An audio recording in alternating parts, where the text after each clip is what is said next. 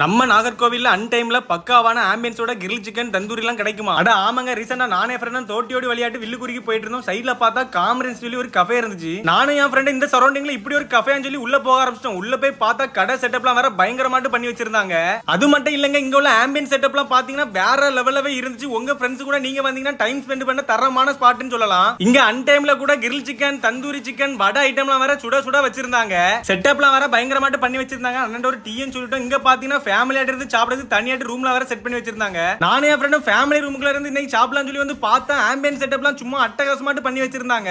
அதுக்கப்புறம் நாங்க வந்து Korean spicy barbecue, malai cheese barbecue, cajun spicy grill chicken, chicken sandwich, bread omelette, chocolate milk shake மொத்த ஐட்டத்தை வாங்கி டேபிள்ல வச்சிட்டோம். நம்ம ஃப்ரெண்ட் சிக்கன் சாண்ட்விச் எடுத்து சாப்பிட்டு பார்த்துட்டு சூப்பரா இருக்குல்ல அப்படி சொல்லிட்டு தான் சரி நம்மளும் சாப்பிட ஆரம்பிச்சிடும் சொல்லி எக்ஸ்ட்ரா சீஸ்லாம் வச்சு ஒரு சிக்கன் சாண்ட்விச் கொடுத்தாங்க. டேஸ்ட் தரமாட்டு இருந்துச்சு. நம்ம ஃப்ரெண்ட் வேற மலாய் சீஸ் பார்பிக்யூ சாப்பிட்டு பார்த்துட்டு டேஸ்ட் சூப்பரா இருக்குல்ல அப்படி சொல்லிட்டு இருந்தா நான் கொரியன் ஸ்பைசி பார்பிக்யூ